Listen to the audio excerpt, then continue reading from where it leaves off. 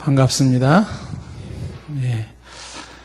우리가 수요일마다 인간이란 무엇인가, 성경에서 인간을 어떻게 말하고 있나, 그 인간에 대한 공부를 하고 있는데요.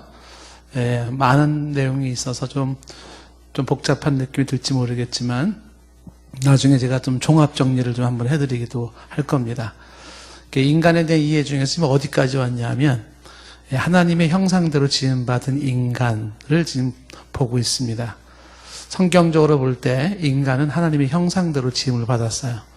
하나님의 형상대로 지음받았다는 건 다양한 해석이 있지만 크게 얘기해서 지정의라고 얘기했죠. 그래서 하나님의 지적인 부분을 닮은 인간. 그래서 인간은 지적인 존재. 그래서 인간의 지성이 뭐냐, 지적인 게 어떤 거냐는 얘기를 했었고요. 두 번째로 감정에 대해서, 인간은 감정적이에요. 그래서 하나님으로부터 닮은 인간의 감정, 그래서 인간의 감정 이해를 세 번에 걸쳐서 우리가 또 공부를 했습니다. 특히 이제 감정에 대해서 어떤 감정을 어떻게 이해해야 될지, 상한 감정을 어떻게 치료해야 될지, 인간과 인간 사이의 감정 공감은 어떻게 해야 될지, 자, 그런 내용을 했고요. 오늘은 이제 인간의 의지에 대한 얘기를 좀 하게 되는데요. 인간의 의지. 자, 이 문제에 대해서 한번 우리가 지정의에서 의지에 대한 거를 좀 보려고 합니다. 인간의 의지에 대해서 성경적으로 우리가 좀 정립할 필요가 있어요. 하나님의 형상이라고 얘기할 때 그 지정의라고 얘기를 했잖아요. 근데 그 지정의에서 지식, 지성에 대한 공부도 해도 끝이 없고, 감정이라고 하는 부분도 공부해도 끝이 없어요. 공부하면 공부할수록 개미굴입니다. 너무 깊어요. 근데 의지도 마찬가지예요. 저 의지도 공부하면 공부할수록 끝이 없습니다. 너무 방대하고, 너무 심오하고, 너무 깊어요.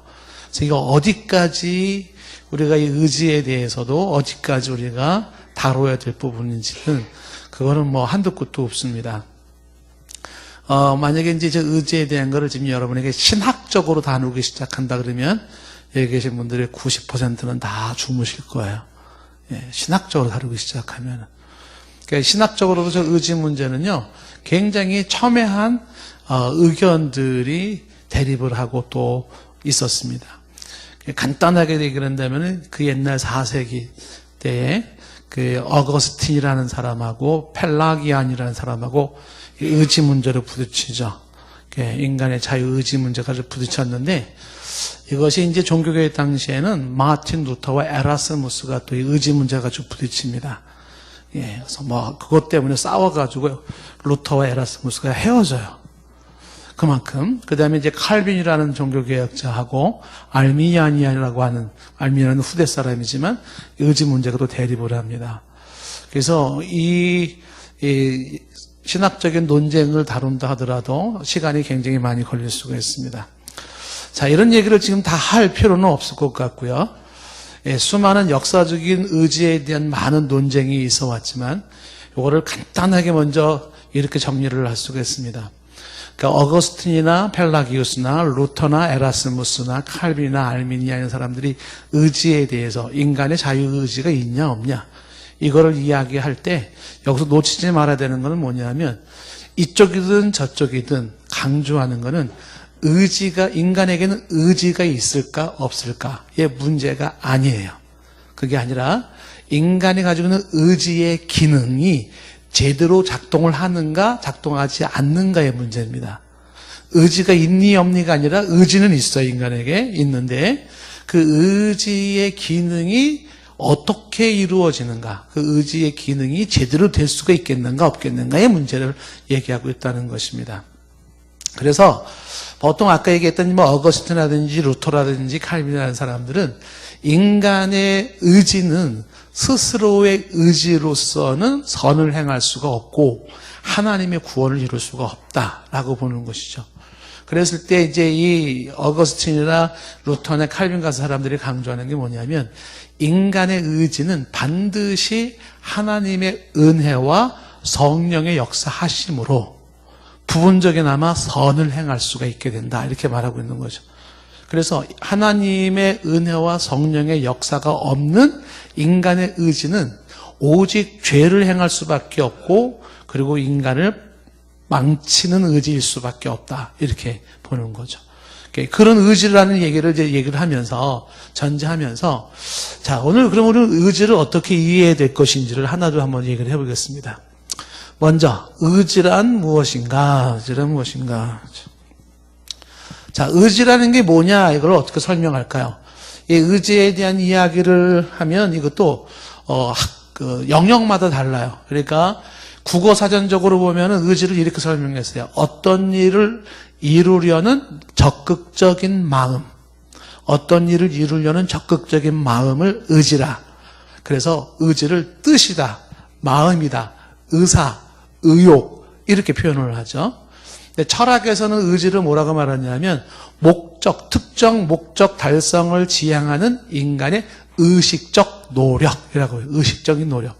그러니까 적극적인 마음이라는 국어사전적 의미야, 철학에서는 의식적으로 노력을 해요. 어떤 목적을 달성하려고 하는 의식적인 노력. 이거를 다른 말로 의도 혹은 의향, 이런 식으로 의사, 뭐 이렇게도 표시를 할 수가 있습니다.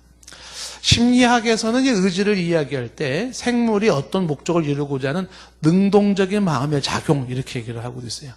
그러니까 이제 적극적인 마음이나 의식적인 노력이나 능동적인 마음이나 이런 것들을 이야기할 때 그 의지는 우리가 보통 판단하고 결단하고 선택하고 행동하는, 이런 걸 다 의지적인 것으로 이해를 할 수가 있어요. 그러니까 사람은 의지적으로 판단하고 의지적으로 결단하고 의지적으로 행동한다. 하나님을 부정했었던 프리드리히 니체의 이야기 속에 제가 한때 이런 소개를 한번 해준 적이 있었죠. 그 니체가 이런 얘기를 했어요.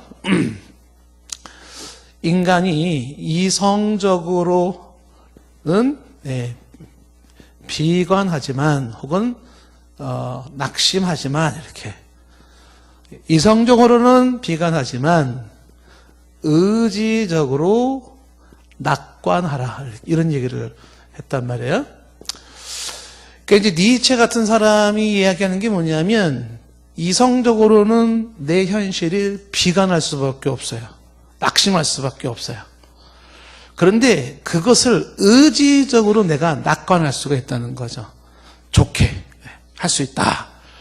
여기서 볼 때 그 니체가 얘기할 때는 이성이 센 것 같아요? 의지가 센 것 같아요? 그렇죠. 의지가 센 거예요. 그러니까 이 니체의 굉장히 초인적인 인간의 힘을 강조하는 게 뭐냐면, 인간은 의지적인 존재라는 거예요. 그러니까 이 의지를 발동시킬 때 이성적인 영역을 뛰어넘을 수가 있게 된다. 만약에 이 니체 얘기가 아까 얘기했던 뭐 어거스틴이라든지 루터라든지 칼빈이라는 사람한테 얘기한다 그러면은 여기서 이제 이 사람들은, 신학자들은 하나를 딱 붙이는 게 있어요. 그게 뭐냐면, 좋다, 이거 참 좋은 말이다, 멋있는 말이다, 이렇게 말을 하지만 어거스틴이라든지 루터나 칼빈이 이렇게 말하겠죠. 의지적으로 낙관하라. 의지적으로 낙관하라. 이 의지가 어떻게 작동할 수 있을까?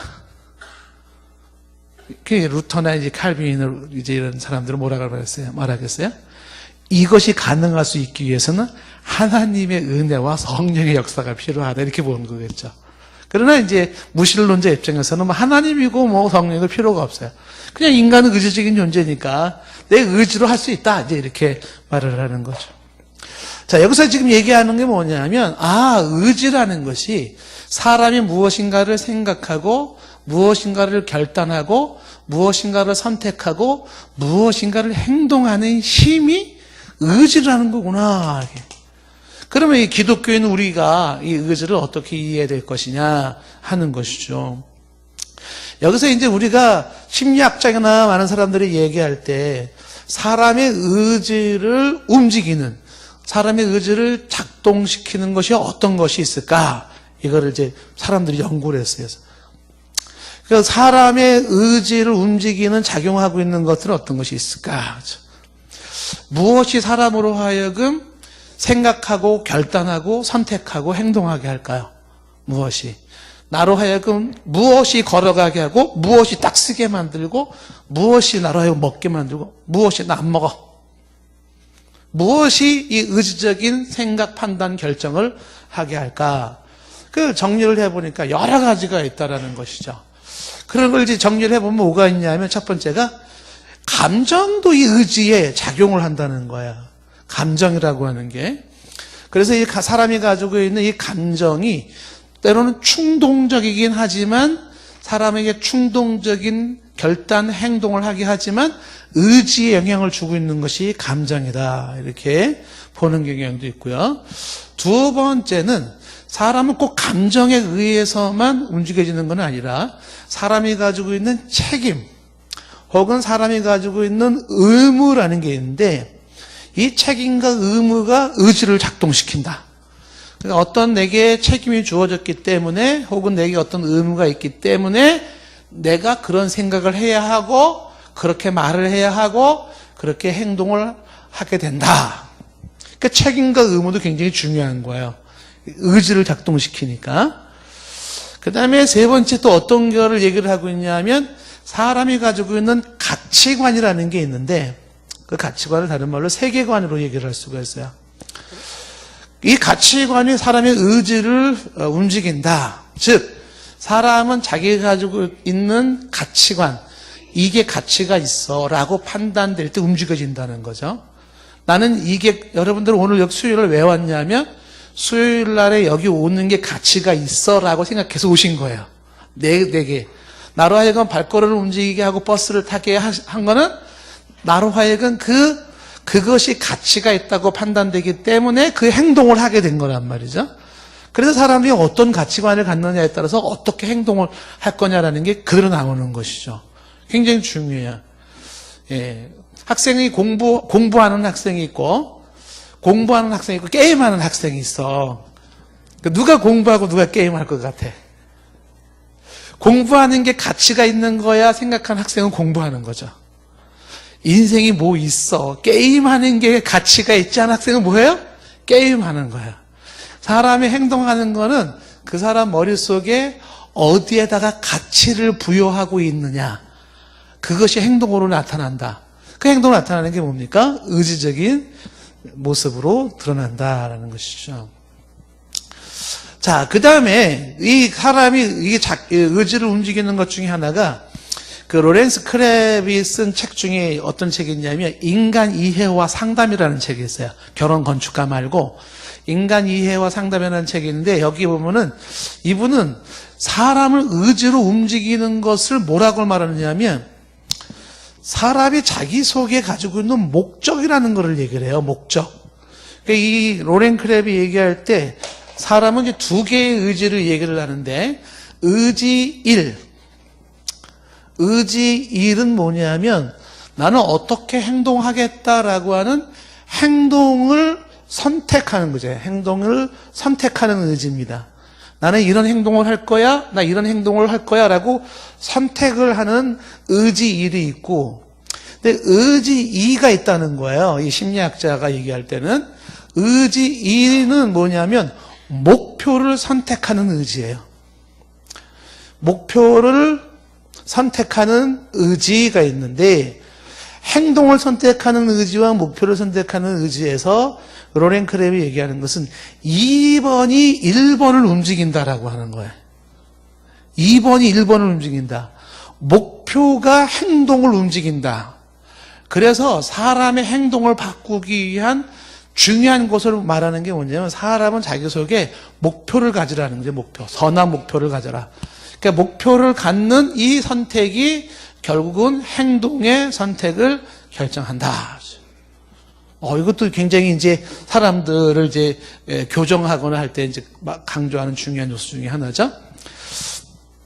잠언서 20장 5절 말씀을 이제 로렌 크랩이 이런 사람들이 좋아하는 말씀이죠.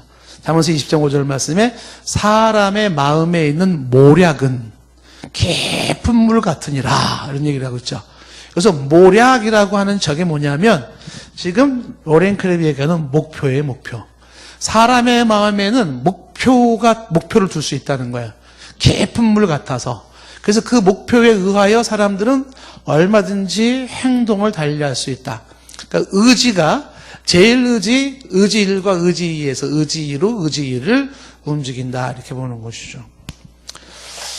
자, 이런 의지에 대한 작용이 쭉 있는데 그 중에 이제 또 하나를 얘기하는 게 보통 이 의지라고 하는 것은 기독교에서 또 많은 사람들이 얘기할 때 성령의 역사. 그러니까 사람이 어떤 생각을 하고 어떤 판단을 내리고 또 어떤 행동을 하고 어떤 선택을 할 때 그것을 움직이는 의지의 힘은 성령에 의해서 가능하다. 이렇게 보는 입장이 있는 것입니다. 자, 다양한 모습이 있을 수는 있어요. 그런데 어떤 것이든지 간에 강조되는 건 뭐냐면 인간에게 있을 의지의 중요성이에요. 의지의 중요성. 따라해보세요. 의지의 중요성. 심지어 불신자였던, 즉 하나님을 거부했던 니체도 의지의 중요성을 강조하는 거예요. 인간이 의지적이다. 그 인간의 의지를 강조할 수밖에 없다. 심지어 이성을 능가하는, 이성을 컨트롤할 수 있는 의지를 얘기하고 있다라고 하는 것이죠. 자, 그래서 우리가 이제 두 번째 보는 것은 뭐냐면 인간은 의지적 존재라는 사실을 먼저 이해를 해야 돼요. 의지적인 인간을 한번 우리가 짚고 넘어가야 되는 것이죠. 자, 세부적으로 나가기 전에 먼저 우리가 분명히 해야 됩니다. 저와 여러분은 의지적인 존재예요.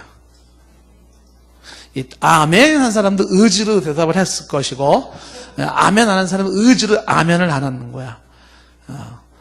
목사님 한번 그래봐야지 아무 대답 안 해요. 그 의지도 보통 의지는 아니에요. 그죠? 예.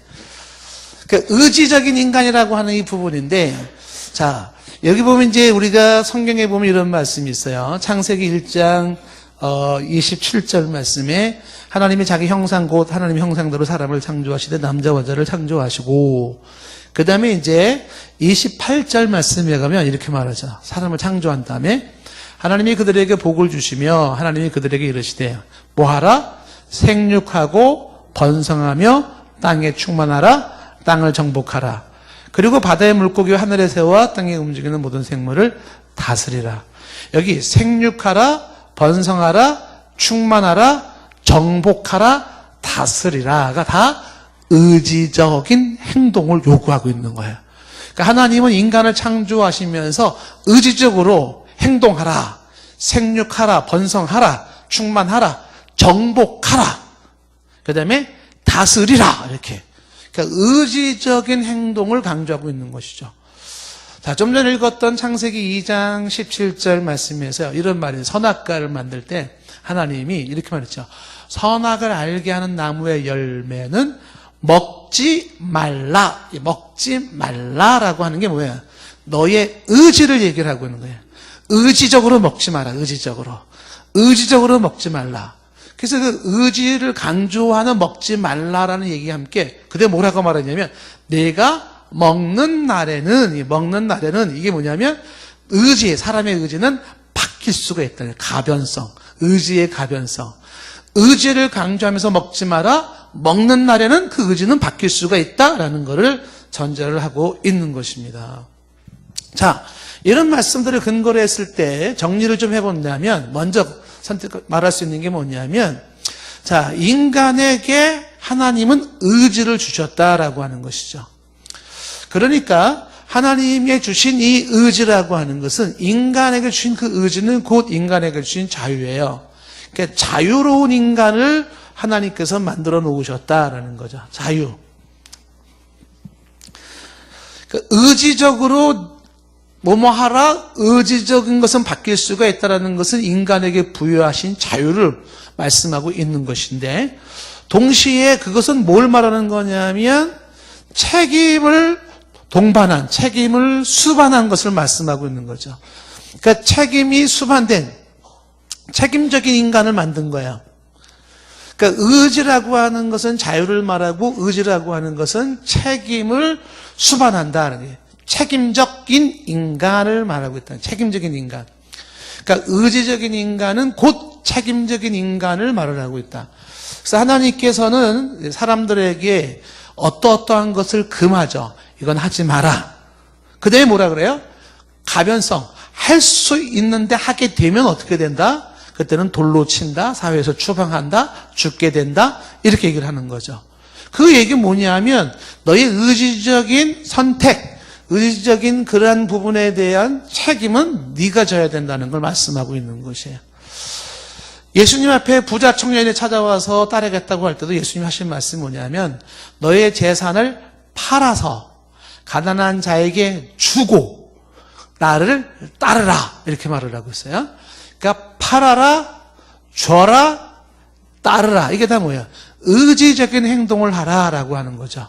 그 의지적인 행동은 거기에 따르는 그만큼의 너의 책임이 요구된다라고 하는 것입니다. 자, 그랬을 때 인간의 이 의지라고 하는 것은 자유와 책임이 동시에 수반된 이것은 의지는 축복일까 형벌일까? 여러분들에게 하나님이 의지를 주셔서 자유를 주시고 그 의지적인 자유에 의한 책임을 물으신다. 이 부분이 마음에 드세요? 안 드세요? 괜한 질문을 했네요, 제가. 마틴 루터는 이런 질문에 있어서 그는 이렇게 말하죠. 자유를 주시고 책임을 수반하는 그러한 의지를 주신 하나님을 루터는 인간적으로는 거부하고 싶다 그래요. 예. 왜 그러냐면 하나님이 자유를 주시고 책임을 주셔서 너의 의지로 자유를 누리고 의지로 그 자유에 대한 책임을 지라고 할 때 루터는 자신이 없다는 거죠. 자기 자신이. 그래서 노예 의지론을 자기는 더 좋아하는 거예요. 루터는. 하나님의 의지에 예속된 의지. 그거를 루터는 기뻐해요, 오히려. 자, 그래서 의지적인 인간에 대한 것을 이렇게 얘기를 하시면서 말하기를 뭐라고 말하냐면, 자, 인간은 의지적인 존재로 그것은 곧 자유를 의미하고 그것은 곧 책임을 또한 수반하는 것을 의미한다라는 것이죠. 그래서 이 의지적인 인간에서 여기 자유와 책임에서 이제 우리는 피할 수 없는 것이 뭐가 있는 거냐면 결국 인생이라는 것은 뭐냐면 인생은 선택일 수밖에 없어요. 의지적인 선택이다. 인생은 의지적인 선택이다 하는 거죠.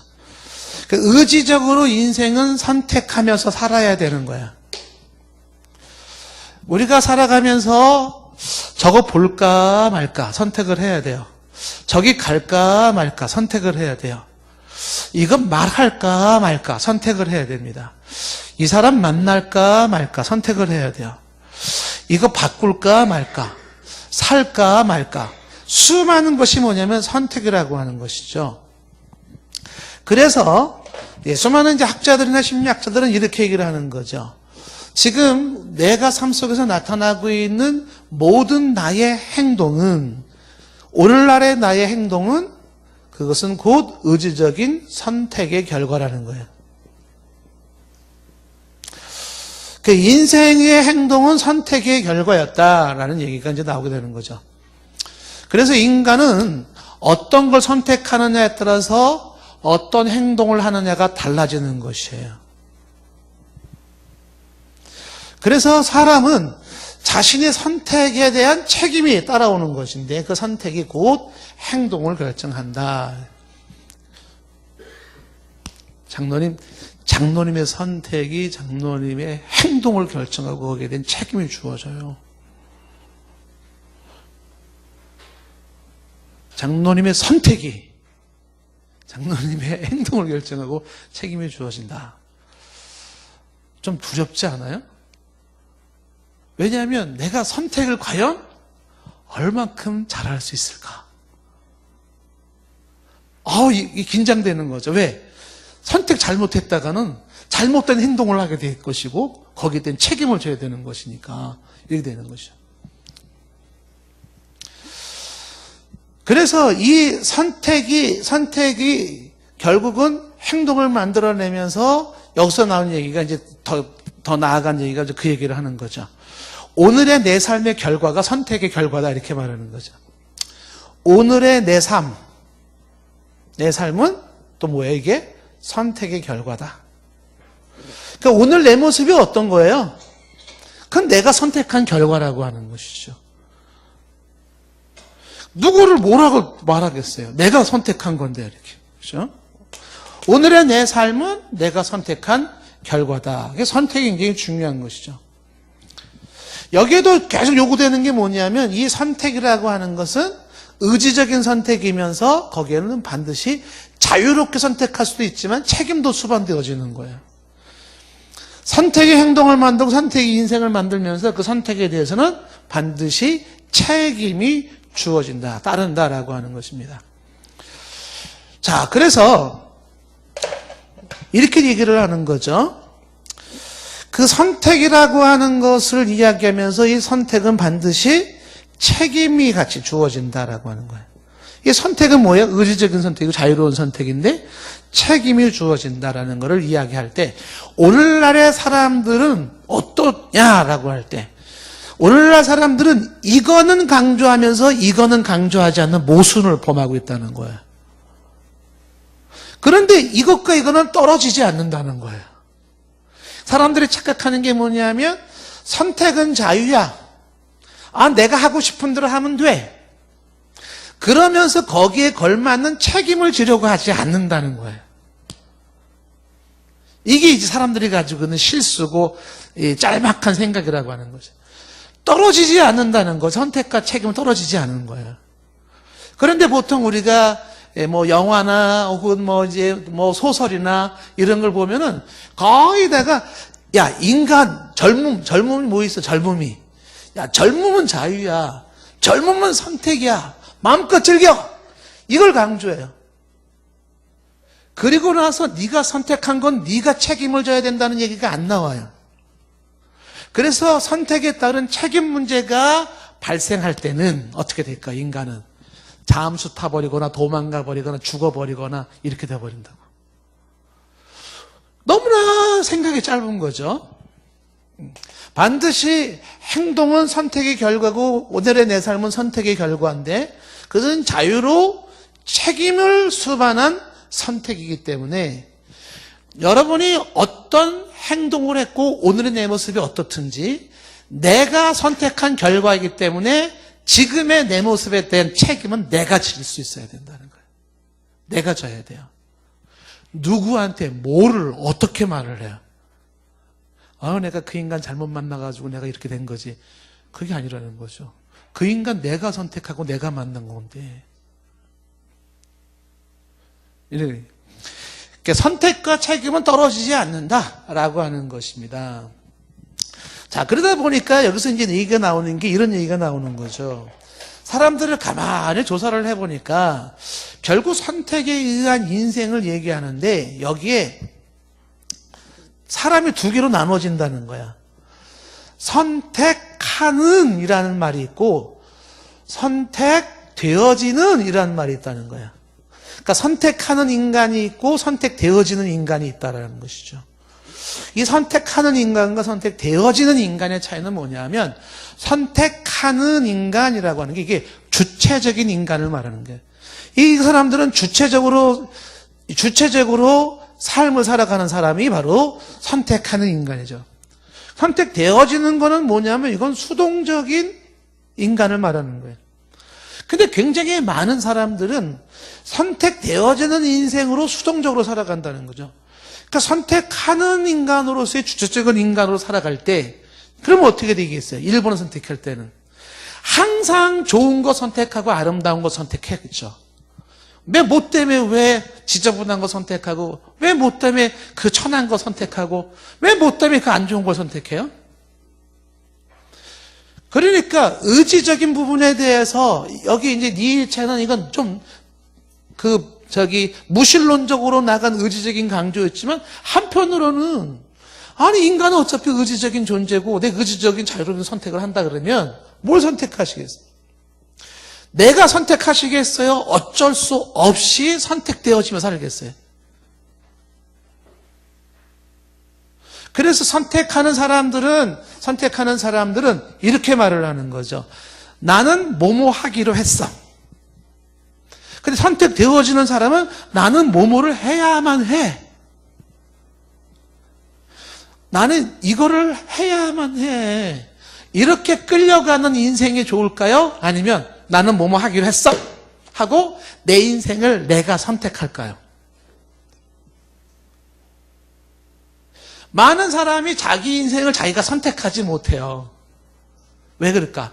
의지적인 부분에 대한 이 중요성과 가치를 배우지 못하고 훈련하지 못하기 때문에 그러는 거예요. 그래서 수동적으로 끌려가면서 어쩔 수 없이 이렇게 했고 어쩔 수 없이 저렇게 했고 이렇게 저렇게 하면서 결국은 내가 원치 않는 곳으로 내가 가더라는 거예요. 의지적인 인간에게 부여한 하나님의 그 의지적인 능력과 의지적인 선택과 의지적인 이 부분을 적극적으로 쓰지 못하고 있다는 것입니다. 그래서 지금 어차피 책임이 수반되는 거예요. 어떤 선택을 하든지 간에 책임이 수반될진데, 주체적으로 선택한 그 선택의 행동과 삶을 추구하라는 거죠. 그랬을 때는 이 주체적인 행동을 했을 때 책임 문제가 나왔을 때는요, 덜 억울해요. 근데 무엇인가 끌려가는 수동적인 존재로 선택되어졌을 때는 책임 문제가 수반될 때는 너무 억울해요. 그리고 문제는 내가 원치 않는 곳으로 갈 수가 있다라고 하는 것입니다.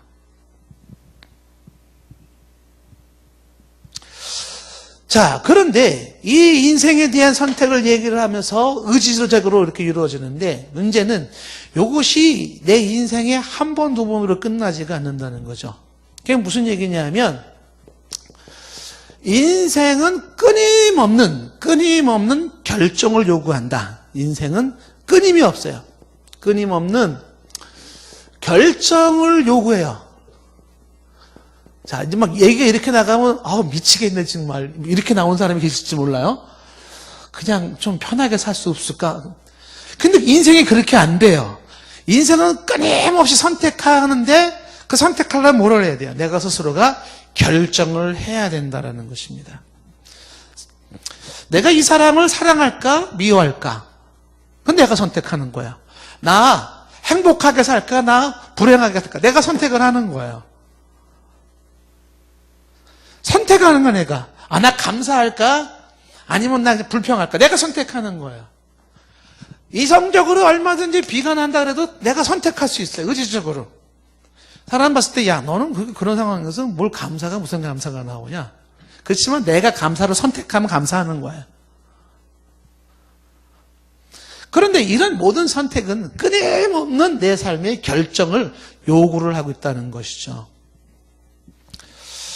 그래서 사랑하기로 결단하고 용서하기로 결단하고 감사하기로 결단하고 하는 그런 수도 없는 좋은 결단들이 좋은 선택으로 인생을 만들어지면서 거기에 따른 내 행동과 삶의 결정이 이루어진다는 것입니다. 자, 여기서 계속해서 나가는 이야기는 뭐냐면 의지적인 인간을 이야기할 때 끊임없는 결정을 해야 되는 게 인간이에요. 의지적인 존재이기 때문에 결정을 해야 돼요. 저도 이 결정을 해야 돼요. 이 설교로 여기서 끝내냐 아니면 더 해야 되느냐라는 걸 저도 계속 결정을 해야 되는 거. 괴로워요. 결정하는 게. 결정하는 게 굉장히 쉽지는 않습니다. 그래서 리더들의 특징은 리더를 얘기할 때 리더의 특징은 뭐예요? 끊임없이 결정하는 사람이 리더예요. 여러분도 리더예요. 누구에 대해서? 자기 자신에 대해서. 그러니까 리더는 끊임없이 결정하면서 끌고 가야 되는 거예요. 자, 그런 상태에서 여기서 더 나아가서 말하는 게 뭐냐면 인생은 도전이다 이렇게 얘기를 하는 거죠. 이게 의지라는 부분에서 얘기가 나오는 거예요. 인생은 도전이다. 근데 이 도전이 뭐냐면 의지적인 시도예요. 이게 빨간 글자로 써야 돼요. 이게 굉장히 중요합니다. 의지적인 시도. 도전이라는 건 의지적인 시도예요. 요 관념은 니체 얘기랑 같아요. 의지적으로 시도를 한다라는 부분을 강조하고 있는 것인데, 그러니까 인생은 어차피 의지적으로 목표를 수반하고 목표를 내가 세우고 그 목표를 향해서 내가 도전을 하는 거예요. 도전. 그 의지적으로 시도하는 건데 여기에서 인간이 가지고 있는 딜레마가 뭐냐 하면 딜레마가 예수님이 하신 말씀 중에 이런 말씀이 있었다고요. 마음은 원이로되 육신이 약하도다. 그러니까 원하는 건 있어요. 원트가 있어요. 근데 육신이 약하다. 그러니까 원하는 건 있는데 약하다. 그래서 뭐래요? 못한다는 거죠. 마음은 원해요. 마음은 새벽 예배 나오고 싶어요. 육신은 약해서 못하는 거잖아요. 그죠? 근데 여기서 인간들이 말을 하는 게 뭐냐 하면 할 수 있다, 할 수 없다라고 얘기를 하는데 이 얘기가 틀린 얘기를 하는 거예요. 이 의지적 관점에서 볼 때는 뭐를 얘기를 하냐면 인간은 할 수 있다, 할 수 없다가 아니라 더 정확한 표현이 뭐냐 하면 하려고 한다, 하려고 하지 않는다가 정확한 표현이에요. 왜? 하려고 하면 되는 거예요. 할 수 있다 없다가 아니라 내가 하려고 하면 선택하면 하는 거예요. 근데 문제는 뭐냐면 하려고 하지를 않는다는 거죠. 의지적으로 내가 선택하는 게 인생인데, 결정하고 선택하는 게 인생인데, 사람은 하려고 하지 않아요. 의지적인 노력을 하지 않고, 그리고 말하기는 할 수 없어 이렇게 말을 한다는 거예요. 근데 이게 굉장히 중요한 얘기가 뭐냐면 그 스카페에게서도 이 얘기 많이 강조하잖아요. 아직도 가야 할 길에서 강조하는 이 얘기를 하는 거예요. 자녀 교육을 시킬 때에 사람들에게 뭘 교육을 시켜줘야 되냐면 이거 교육시켜줘야 한다는 거예요. 하려고 하는 자세. 제가 이제 그 동영상을 한번 봤는데 그 학원의 강사가 그 학생들에게 이제 훈계를 주더라고요. 근데 요즘 학원 강사들은 이 젊은 애들 있잖아요. 우리 하은이 같은 애들, 이런 애들을 놔두고서 이제 강의를 할 때 점잖게 강의를 안 해요. 막 18부터 막 욕하면서 강의를 하더라고요. 근데 이 학원 강사가 얘기를 할 때 이런 거죠. 공부 어떻게 하면 잘할 수 있냐고? 어디 학원 가면 잘할 수 있다고? 얼마 돈이 필요하고 어떤 참고서가 있으면 어떤 집에서 태어나면 공부 잘할 수 있다고? 질문을 막 해요. 그러면서 욕을 막 하면서 뭐라 그래요? 웃기지 말라는 거죠. 하려고 하지 않잖아. 공부하려고 하질 않잖아, 네가. 근데 뭔 얘기하는 건데, 지금? 뭐, 참고서 타령해? 집안 타령해? 막 욕을 하는 거야. 하려고 하질 않으면서, 하려고 하지 않는데 집안 타령하면 뭐하고, 참고서 타령, 돈 타령하면 뭐 하냐는 거예요. 하려고 해, 하려고. 이거를 이제 영어로 말할 때 이게 try라고 하잖아요. try to, 동사 나오잖아요. 그러니까 이 try to라고 하는 시도하다라고 하는 이것이 인간에게 의지적인 인간에게 가장 중요하게 강조된다는 거야. 부부가 우리 이혼하기로 했어요. 이렇게 마음을 먹잖아요. 왜 이혼을 합니까? 우리는 더 이상 사랑하지 않아요. 분명한 거는 사랑하지 않는 게 아니에요. 사랑하려고 하지 않는 거예요. 난 더 이상 당신을 사랑하려고 하지 않는다. 이게 정답이지. 근데 사랑하려고 하면 하는 거예요. 그게 뭐냐 하면 하려고 하지 않는다. 하려고 하면 되는 거예요. 그래서 인간은 어차피 도전인데 의지적인 시도의 중요성을 말하는 거예요. 의지적으로 그냥 하면 하는 거예요. 의지적으로 일어나면 일어나는 거예요. 하려고 하지를 않으니까 문제가 된다라고 이야기를 하는 거죠. 이 성경을 보면은 하나님께서 막 뭔가 낙심에 빠져 있거나 막 뭔가 막 지쳐 있거나 주저앉은 사람들에게 하시는 말씀이 뭐냐면 하나님은 예를 들어서 죽고 싶어요. 나 이제는 막 모든 게 다 포기하고 안 될 것 같아요 하는 그런 사람에게 하나님이 하시는 건 뭐냐면 이것이 가능할 수 있도록 하나님은 격려를 하세요. 격려. 하나님의 격려라는 거는 한 번 더 시도해봐. 노력하면 돼라고 하는 이 의지적인 시도를 격려하시는 하나님이에요. 마음에 두려워하지 마라. 낙심하지 말아라. 용기를 잃지 말아라. 담대하라. 그게 다 뭐냐 하면 격려를 통해서 의지적인 시도를 계속 자극시켜 주는 거야. 하나님 저기 못 올라가요. 그래? 그럼 내가 데리고 갈게요. 슉 업어가지고 정상에 갖다 놓는 하나님이 아니라 어떻게 한다고요? 하지 마라. 용기를 잃지 마라. 내가 너와 함께 함이니라. 자꾸 격려해요. 그래서 네 하나님 그럼 다시 한번 해보겠어요. 그리고 나가게 만드는 하나님이라는 거죠.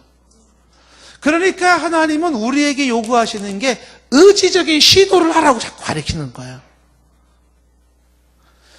이성적으로 비관하더라도 니체는 자신의 초인적인 인간의 의지로 낙관하려고 하지만 크리스찬은 하나님에 의하여 하나님이 주시는 은혜와 하나님이 주시는 힘으로 그 의지로 낙관할 수가 있는 거예요.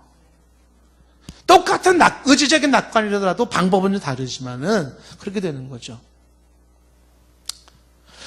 여기서 이제 재미난 표현이 나오는 게 뭐냐면 인생이 선택이고 결정이고 도전인데 그런데 여기서 6번째로 얘기하는 게 뭐냐면 예지적인 인간에서 강조하는 게 뭐냐면 인생이나 세상이라고 하는 것, 우리가 살고 있는 세상이 있잖아요.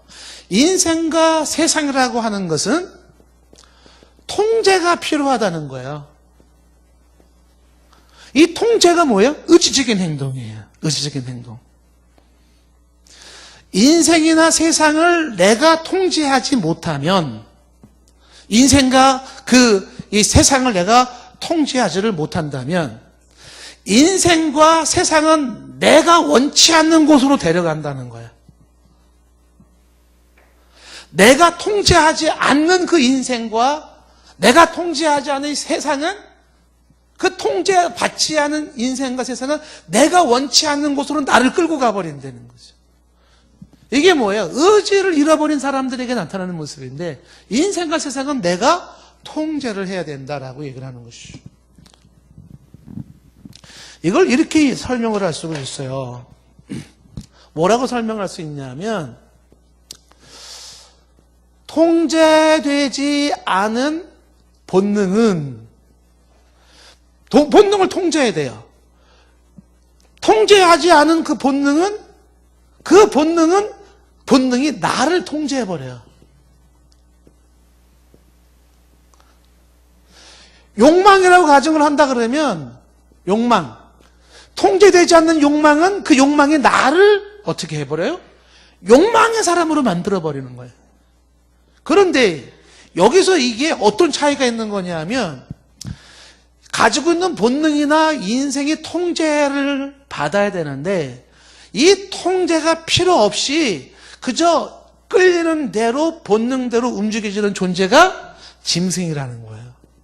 그러니까 짐승과 인간의 차이가 바로 이 부분이에요. 짐승은 통제를 안 해요. 근데 인간은 짐승과 다른 게 뭐냐면 통제하는 존재이기 때문에 짐승과 다른 거예요. 욕망이 똑같이 생긴다 하더라도 짐승은 때와 장소를 가리지 않아요. 통제를 안 하기 때문에. 아무 데서나 배설하는 거예요.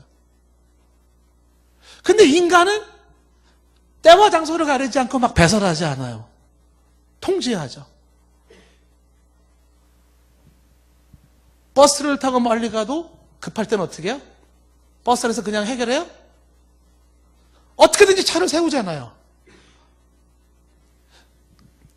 얘기가 좀 적절치 못한 예를 들은 것 같아요.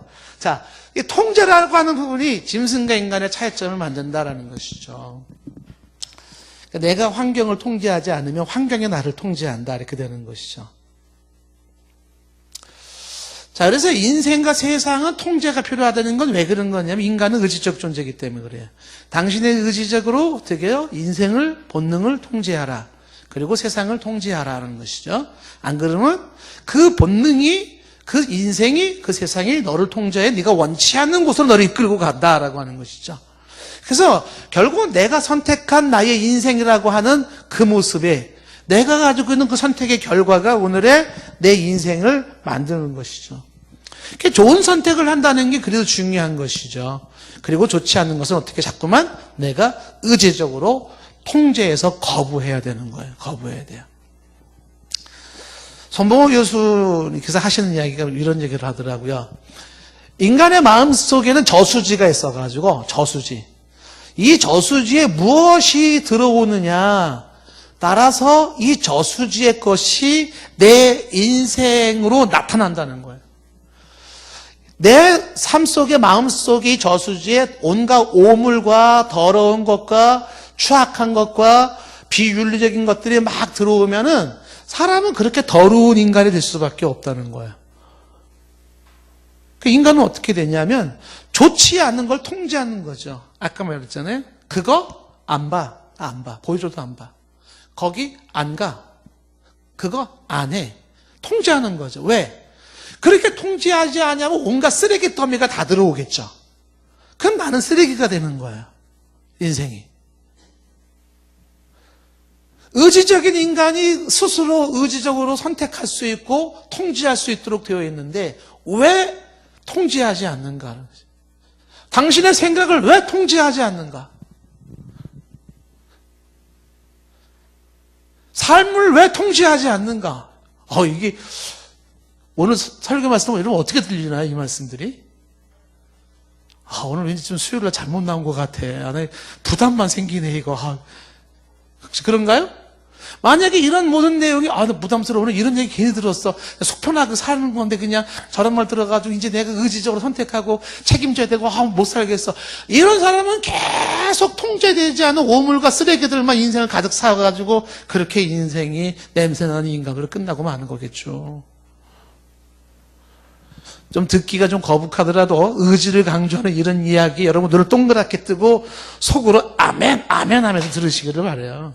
그런 사람에게 이제 벌써 통제된 그런 좋은 인생이 나오게 되겠죠. 자, 그런데 이런 의지적인 것을 이야기할 때 이 의지에는요 특징이 있다는 겁니다. 의지의 특징이 있는데 첫째 특징이 뭐냐면 의지에는 강약이 있다라는 거죠. 의지의 강약. 그래서 이제 그 심리학이나 정신분석학에서 얘기할 때는 의지결여라는 말이 있고 의지결여, 그 다음에 의지박약이라는 표현을 쓰는데 그 의지결여라고 하는 것은 그것은 굳은 의지와 흔들리는 의지를 이야기할 때 의지결여는 의지적인 것을 가지고 버팅기는데 약한 의지예요. 약한 의지. 근데 의지박약인 경우에는 약한 의지 정도가 아니라 그건 뭐냐면 독자적으로는 도무지 뭔가를 할 수가 없어요. 그 누군가가 하나부터 열까지 다 해줘야 돼요. 그래서 자녀를 키울 때 의지결여자나 의지박약자로 키우면 안 된다는 거예요. 그 스카페이 강조하는 것이.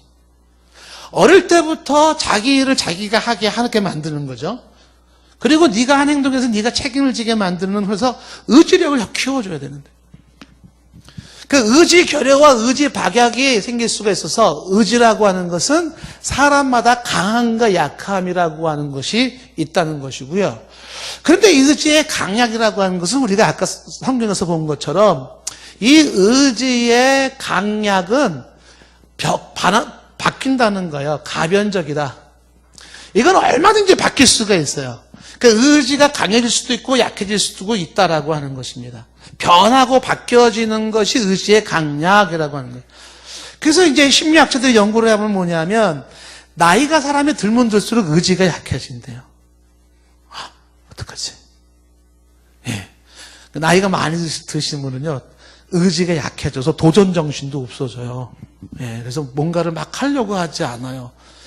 그냥 여기가 좋사오니, 이대로가 좋사오니, 그래서 나이가 드신 분들한테는요, 변화를 요구하느니 차라리 죽는 게 낫다는 표현을, 그래서 나는 변화 얘기하지 마라. 차라리 죽겠다.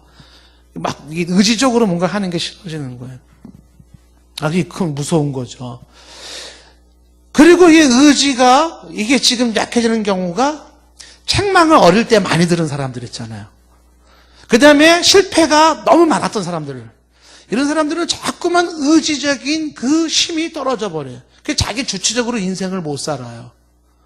너무 지적을 많이 받고 책망을 많이 받았고 실패를 너무 많이 했기 때문에. 그 다음에 충격적인 어떤 실패를 경험했을 때도 마찬가지죠. 그 의지력이 자꾸 떨어지는 것이죠. 그래서 이 의지의 가변성에 영향을 주는 게 뭐냐라고 할 때 그 사람이 속한 환경이라고 하는 것을 한 예를 꼽는 거예요.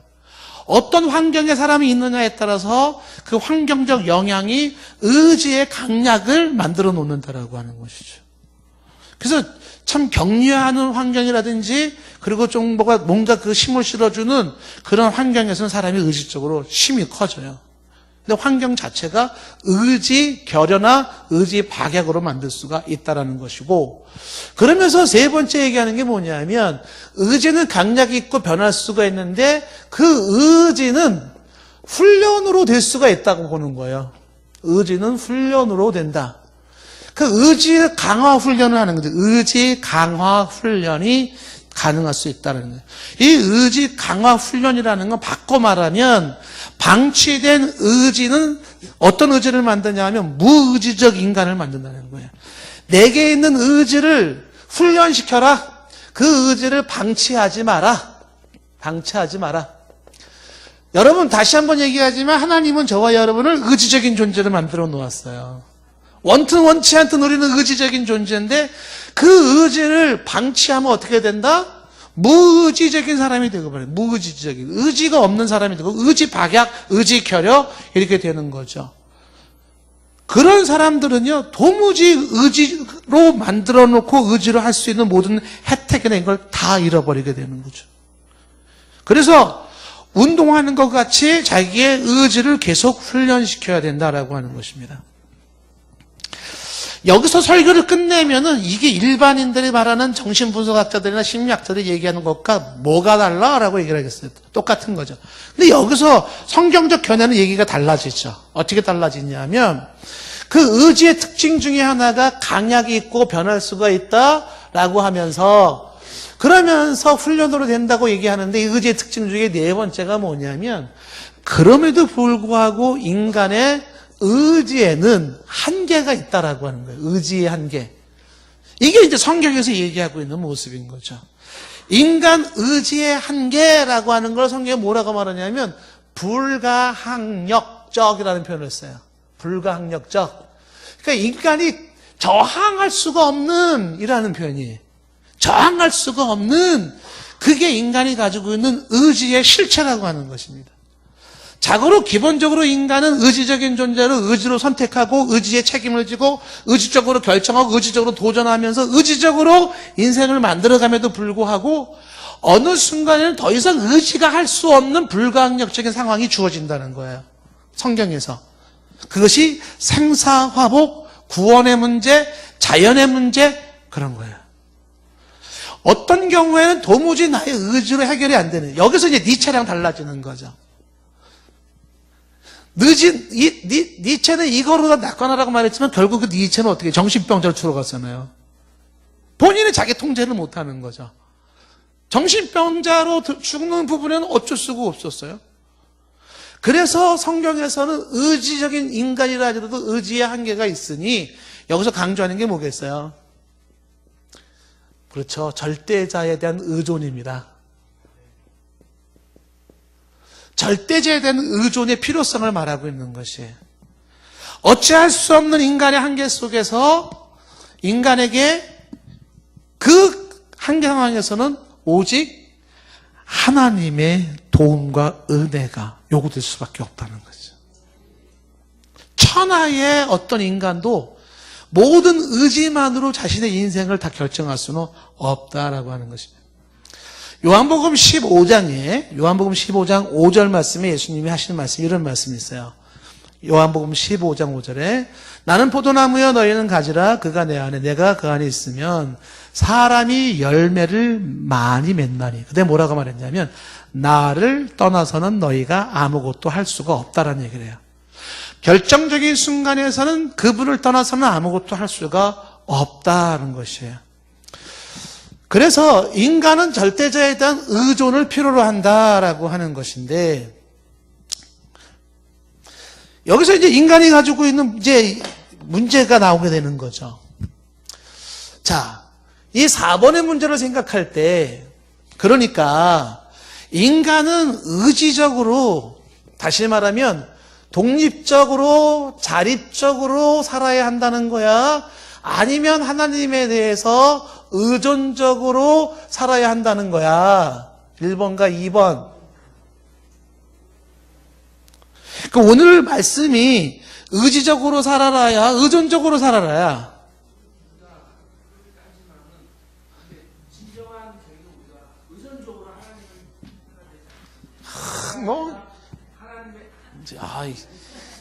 그쵸. 얘기가 되잖아요. 그쵸? 네. 그거예요. 바로 그거예요. 여기서 강조하는 것은 무엇이냐면, 하나님이 요구하는 게 이거죠. 기본적으로 인간에게 요구하는 것은 의지적인 삶을 해요. 그 의지적인 선택과 의지적인 try, 노력이죠. 그거를 뭐라고 말하는 거냐면, 인간이 할 수 있는 최선이에요. 그러나 이 최선만 가지고 안 되는 경우가 있기 때문에 하나님에 대한 신뢰, 의지가 필요한 거죠. 근데 인간은 어떤 문제를 만들어내냐 하면 최선을 다해야 할 때 최선을 다하지 않고 하나님을 의지해야 될 때는 하나님을 의지하지 않아요. 어쩌라는 얘기예요. 최선을 다할 때 최선을 다하고 의지할 때 의지를 해야 되는데 이게 성경적인 인간의 모습이에요. 의지적으로 최선을 다해야 할 때 의지적으로 하지 않고 하나님을 의존해야 될 때는 하나님을 의존하지 않아요. 그게 이제 인간이 가지고는 한계인데, 그래서 가끔 가다가 성경에서 이야기할 때 심리학자들이나 일반 심리학자들의 정신분석학자들이 얘기할 때 인간의 이 의지적인 모습을 강조하고 인간은 독립적이다, 자립적이다, 주체적이다라고 이야기할 때 그것이 뭐로 전락될 수 있냐면 바로 인간의 바벨탑이에요. 21세기 인간의 바벨탑 사건이 될 수가 있어요. 인간이 뭔가를 다 할 수 있다. 인간은 의지적으로 뭐든지 가능하다. 인간에 대한 과대평가죠. 그래서 바벨탑을 쌓아서 어떤 신의 경지까지 갈 수가 있다라고 생각을 하는 거죠. 성경적으로 그것을 교만이라고 말을 하고 있는 것이죠. 무너진다라고 얘기를 하는 것이. 하나님은 인간을 창조할 때 신에 대한 하나님에 대한 의존을 할 수 있도록 만들었어요. 로드십이에요. 그런데 인간은 언제부턴가 교만함으로 오너십으로 바뀌어져 버린 거예요.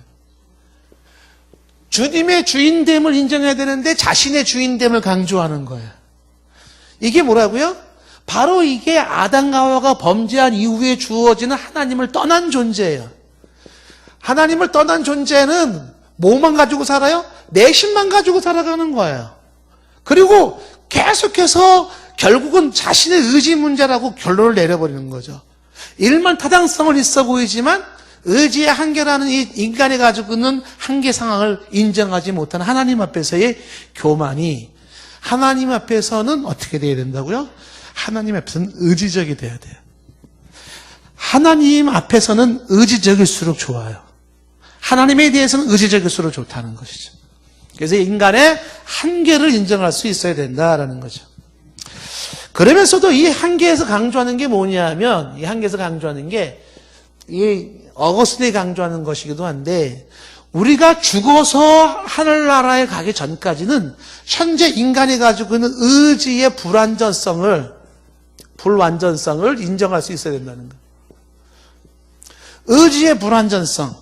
그러니까 의지를 강조하지만 이 의지도 살아생전에 우리는 불완전할 수밖에 없다. 어디에서 완벽한 의지 할 수가 있냐면 그것은 영화 상태에서, 즉 하나님 안에서 들어가서 가능하다. 이게 웨스트민스터 신앙 고백에서 강조하고 있는 것이기도 해요. 그러니까 현재의 의지가 가지고 있는 부분의 불완전성을 인정하라. 이 불완전성을 인정하라는 건 뭐예요? 의지적인 사람이 되지 마라, 그 얘기가 아니죠. 의지적인 사람이 되라는 얘기를 강조하면서 동시에 결정적인 순간에 의지의 한계와 의지의 불완전성을 인정해야만 한다라고 하는 것이죠. 자, 오늘 이야기에서 오늘 우리가 지금 보는 내용은 이런 내용을 지금 보고 있는 것이에요. 인간의 의지 어떻게 이해할 것인가라고 할 때 수도 없는 심리학자들이 얘기하는 의지의 작용이 여러 가지가 있을 수가 있는데, 결국 인간의 의지는 인간의 자유를 말하는 것이고 거기에 대한 책임을 얘기하는 것이죠. 결국 인생은 선택의 행동이, 그 행동, 선택이 곧 삶의 결과를 만들어낸다. 선택하는 인간보다는 선택되어지는 인간을 이야기할 때 선택하는 인간이 되어라라고 강조를 하는 것이죠. 선택되는 인간이 되어라. 이 선택하는 인간을 이야기하면서 그래서 인간은 끊임없이 결정을 해야 되고 도전을 해야 되는 것이 인간의 모습입니다. 세상과 인생을 통제하라, 짐승과 다른 모습이다.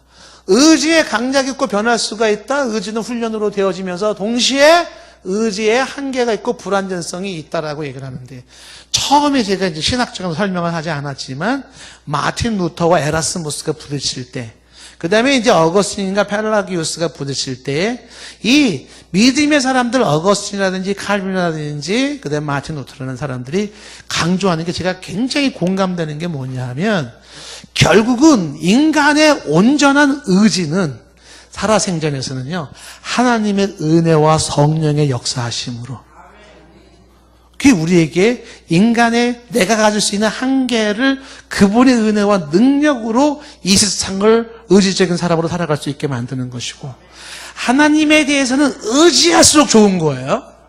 하나님 앞에 독립선언하지 마십시오. 그건 스스로가 인간의 바벨탑으로 자기를 망가뜨리는 거예요. 하나님 앞에는 의지적인 존재가 되어지면서 그분이 주시는 힘으로, 오늘 하나님은 뭐를 하고 있어요? 인간으로 격려하고 계시죠. 그 하나님이 주시는 격려와 밀어주시는 그 힘으로 말미암아 오늘도 저와 여러분은 의지적인 삶을 살아가는 거죠. 그 의지에 대한 성경적인 입장이 잘 정립되어지기를 바랍니다. 자, 마치겠습니다. 우리 같이 찬양을 같이 한번 부르겠습니다.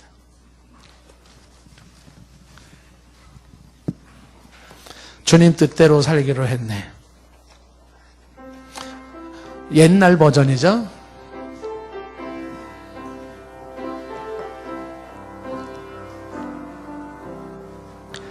주님 뜻대로 살기로 주님 뜻대로 살기로 했네. 주님 뜻대로 살기로 했네. 뒤돌아서지 않겠네. 이 세상 사람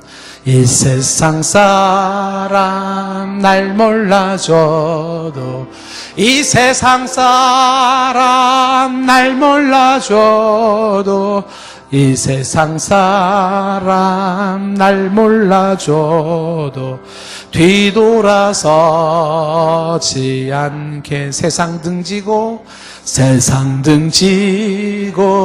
십자가 보내. 세상 등지고 십자가 보내.